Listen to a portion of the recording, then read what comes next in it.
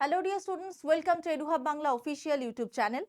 West Bengal government অর্থাৎ আমাদের পশ্চিমবঙ্গ সরকার কিন্তু ফাইনালি 66 ওবিসি ক্যাটেগরিকে বা 66 জনজাতিকে কিন্তু আলটিমেটলি ওবিসি ক্যাটেগরির অন্তর্ভুক্ত করে ফেলেছে। অর্থাৎ 17% থেকে 7%-এ হয়ে গেছে আমাদের এখন ওবিসি লিস্টে সংখ্যা।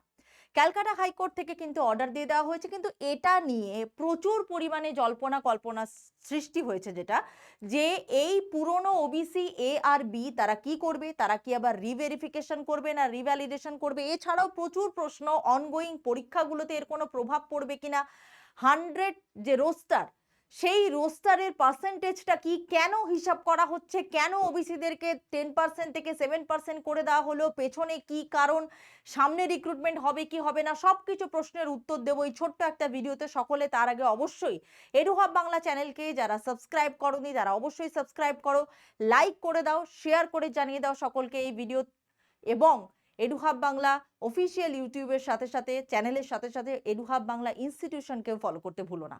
সবার আগে এখানে দেখে নেব যে West Bengal government notifies list of 66 OBC classes following Calcutta হাইকোর্টের অর্ডার। আমরা এখানে চলে যাব যে রাজ্য সরকার অ্যাকচুয়ালি কি করতে চেয়েছে। রাজ্য সরকার আগের ওবিসি এ 10% থেকে ওবিসি বি 7% সংরক্ষণ ব্যবস্থা বাতিল করেছে। অর্থাৎ 17% আগের যে পার্সেন্টেজটা ছিল, ওবিসি এ 10%, ওবিসি বি 7%, সেই সম্পূর্ণ বিষয়টাকে তুলে দিয়ে শুধুমাত্র ওবিসি করা হলো। পশ্চিমবঙ্গ সরকারের ব্যাকওয়ার্ড ক্লাসেসের ওয়েলফেয়ার ডিপার্টমেন্টের নতুন বিজ্ঞপ্তি অনুযায়ী 66টি ওবিসি শ্রেণীর জন্য মোট 7% সংরক্ষণ কার্যকর থাকবে, এবং আগের মতো আলাদা ওবিসি এ এবং ওবিসি বি ক্যাটেগরি আর থাকবে না। কলকাতা হাইকোর্টের ডিভিশন বেঞ্চের নির্দেশ অনুযায়ী ভারতীয় সংবিধানের অনুচ্ছেদ 16 সাব আর্টিকেল 4 অনুযায়ী তোমার 2010 সালের আগে রাজ্যের তালিকাভুক্ত 66টি ওবিসি শ্রেণী কিন্তু বহাল থাকবে। অর্থাৎ এটা কিন্তু হয়ে গেছে আমাদের রাজ্যে ফিক্সড। কি হলো, কেন হলো, তোমাদের ডাউট সেই নিয়ে সব কিছু বলবো অবশ্যই। তারপরে আমি 100 পয়েন্ট রোস্টারের কথা নিয়ে বলবো, কিন্তু তার আগে যেগুলো তোমাদের জানাটা দরকার সেই জিনিসগুলো তোমাদেরকে আগে কনফিউশনটা ক্লিয়ার করে দিই। দেখো, ওবিসি তাহলে হয়ে গেল 7%, অর্থাৎ সেন্ট্রালের লিস্টটা কি তাহলে বাতিল হয়ে গেল? একদম নয়, বাতিল নয়। তুমি কি আবার রিভেরিফিকেশন করবে? রিভেরিফিকেশন করতে কি প্রচুর ডকুমেন্টস লাগবে? কিচ্ছু না।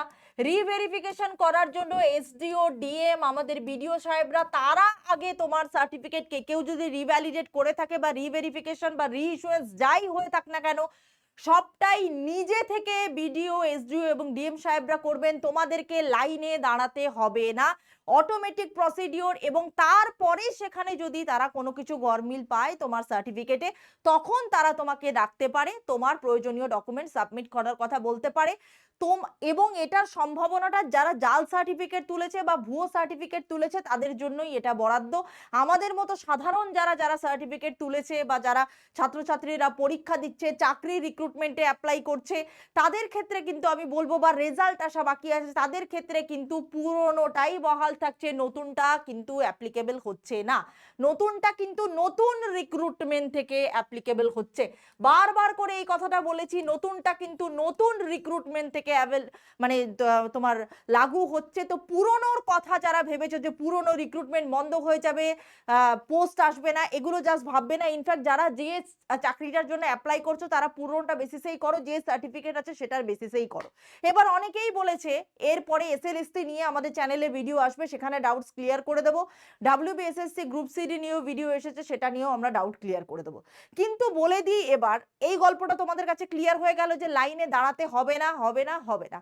অর্থাৎ অটোমেটিক্যালি এটা হবে। সেন্ট্রালে 27%, স্টেটের এখন থেকে হলো 7%। ঠিক আছে, এবার আসি যে তোমার যদি লিস্টে নাম না থাকে, যেটা সব থেকে বেশি হচ্ছে ওবিসি এ বা বি থেকে, মানে যে 66টা জনগোষ্ঠী থেকে হয়েছে তার নাম উঠে গেছে, অর্থাৎ তোমার নাম নেই, সেক্ষেত্রে তুমি কি করবে? তোমার সেন্ট্রালের লিস্টে যদি সেটা থেকে থাকে তাহলে সেই অনুযায়ী তুমি নিয়ারেস্ট বিডিও অফিসে গিয়ে যোগাযোগ করবে।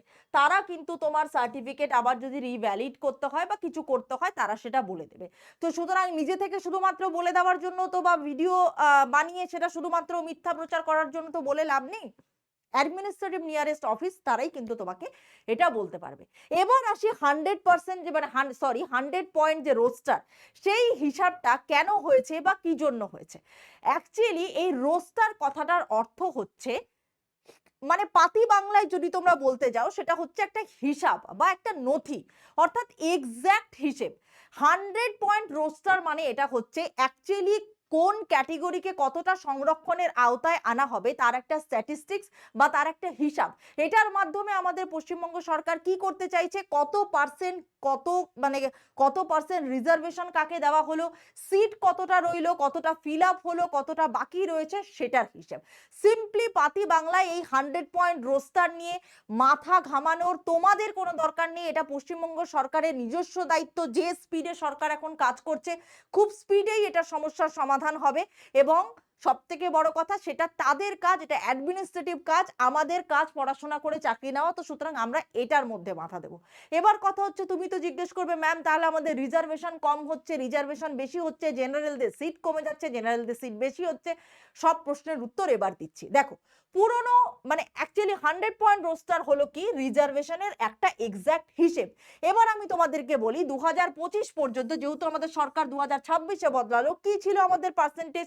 ইউআর ছিল 45%, এসটি ছিল 22%, এসটি ছিল 6%, ইডব্লিউএস ছিল 10%, ওবিসি এ ছিল আগে 10% এবং ওবিসি বি ছিল 7%। ভালো করে দেখে নাও, সেই নিয়ে টোটাল হয়েছে 17%। এবার এর পেছনে একটা গল্প আছে। 2011 সালে বামফ্রন্ট সরকার চলে যাওয়ার পর যখন আমাদের রিলিজ সরকার এলো, অর্থাৎ গত যে তৃণমূল সরকার ছিল, তারা কিন্তু এসে 7%টাকে বাড়িয়ে 17% করেছিল, অর্থাৎ 10% ইনক্রিজ করে দিয়েছিল। বাট তখন থেকে 17% ছিল। বাট 2026-এ সেই পুরোনোটাই রইলো, 66টা লিস্ট। যারা লিস্ট জানতে চাও, এই ভিডিওর নিচে কমেন্ট সেকশনে গেলে তোমরা একটা হোয়াটসঅ্যাপ গ্রুপের লিঙ্ক পাবে। সেই লিঙ্কের লিস্ট আমি আপলোড করে দিয়েছি, এখন গুগলে সব জায়গায় ভেরিফাই হয়ে গেছে। অর্থাৎ সেই লিস্টটা তোমরা 66টার লিস্ট সকলে দেখে নিতে পারো, মিলিয়ে নিতে পারো। এবার আমি আসছি যে এই যে কথাটা হচ্ছে 100% রোস্টার, সেটার কি মানে। দেখো, পার্সেন্ট নয়, 100 পয়েন্ট রোস্টার। দেখো, পশ্চিমবঙ্গের বিভিন্ন পরীক্ষায় সংরক্ষণের ব্যবস্থা, অর্থাৎ Paschimbanga roster system 100 point roster. এক্ষেত্রে কি হচ্ছে, আর্থিকভাবে দুর্বল বা সাধারণ শ্রেণী ইডব্লিউএস, তাদের 9% টু 10%, আর্থিকভাবে দুর্বল সাধারণ প্রতিবন্ধী ইডব্লিউএস বা পিডব্লিউডি, তাদের 3%, অন্যান্য অনগ্রসর শ্রেণী অর্থাৎ ওবিসি, শুধুমাত্র একটা করা হয়েছে, তাদের কিন্তু এবার হয়ে গেল এটা 7%। তাদের কিন্তু এবার এটা হয়ে গেল কত, 7%। এক সেকেন্ড, তাদের কিন্তু এবার এটা হয়ে গেল প্রায় 7%-এর কাছাকাছি। তপশিলি জাতি এটা 22%, অর্থাৎ 21 থেকে 22। তপশিলি জাতি প্রতিবন্ধী এসসি পিডব্লিউডি 3% বা 4%। তপশিলি উপজাতি অর্থাৎ এসটি 6 টু 7%। 7%ই হচ্ছে অ্যাকচুয়ালি সাধারণ শ্রেণী বা আনরিজার্ভদের ক্ষেত্রে, ইউআরদের ক্ষেত্রে কিন্তু এটা প্রায় 55%-এর কাছাকাছি কিন্তু চলে যাচ্ছে। এছাড়াও তো আলাদা রয়েছে। এখন থেকে এটা, এই যে কার্যকর ওবিসি এ বা ওবিসি বি আলাদা ব্যাখ্যা হয়েছে, এটা কিন্তু শুধুমাত্র এখন ওবিসি হিসেবেই ধরা হবে। একটা সিম্পল হিসাব। এবার তোমাদেরকে আমি বলি যে এই যে তার মানে আলটিমেটলি নতুনটা কত হচ্ছে। দেখো, সেন্ট্রালে 27% এবং স্টেটের 7%। তাহলে জেনারেলের কিন্তু এবার 10% সিট বেশি হচ্ছে। তার কারণ আগে ছিল 45, এবার কিন্তু 54 থেকে 55। মানে যদি আমি 100টা মানে সিটের কথা বলি, তাহলে কিন্তু 54 থেকে 55টা। এসসি কিন্তু 22%, ওবিসি 7% হয়ে গেল, ইডব্লিউএস 10% হয়ে গেল, এসটি 6% হয়ে গেল। এইবারে তোমরা আমাকে বলবে যারা ওবিসি বাদ গেল তারা কি করবে।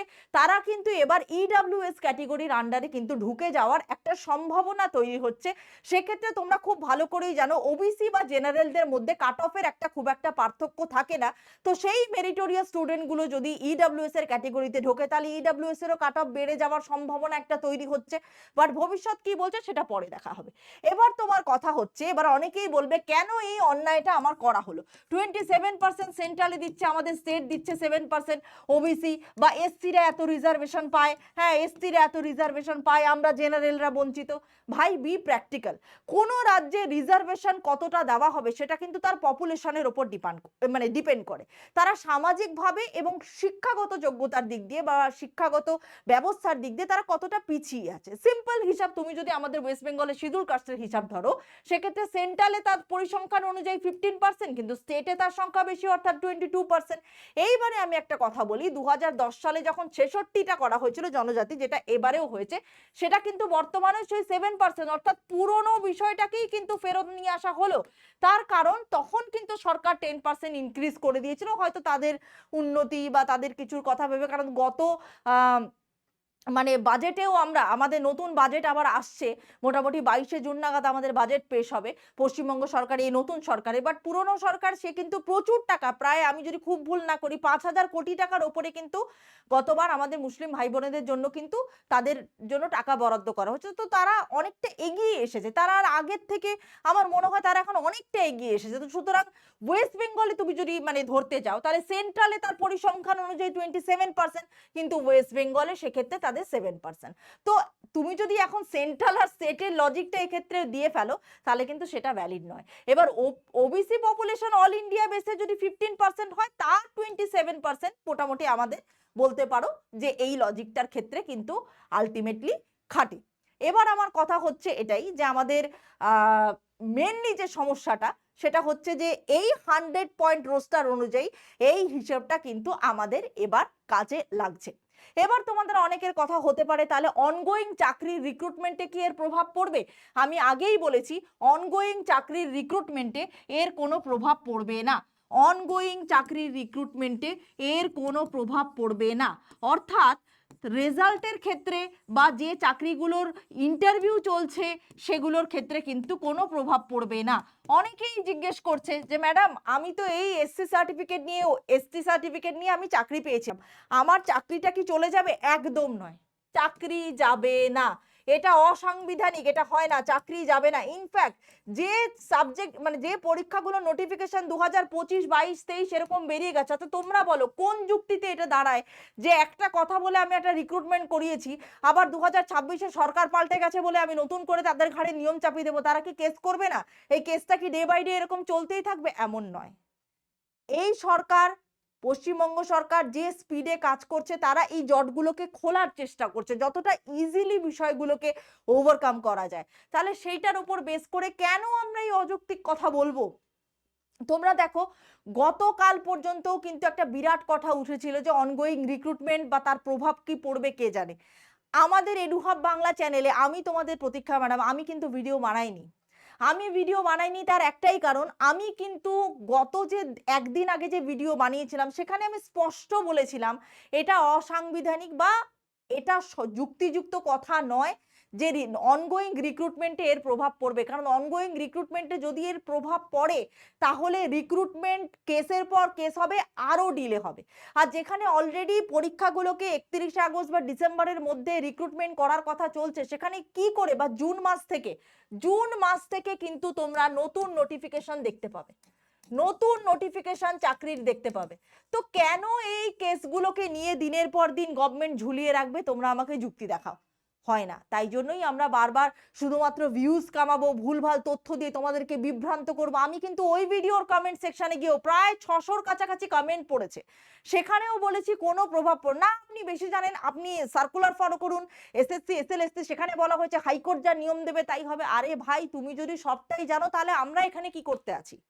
বা একটু আশেপাশে খোঁজ নাও না। কারোর কথায় যদি তোমার বিশ্বাস না হয়, গিয়ে নর্মাল মানে আমাদের পশ্চিমবঙ্গ সরকারের কথা তোমরা বিশ্বাস করো, নিয়ারেস্ট বিডিও অফিসে গিয়ে বা পঞ্চায়েত অফিসে গিয়ে খোঁজ করো যে এগুলো আদৌ ভ্যালিড কিনা।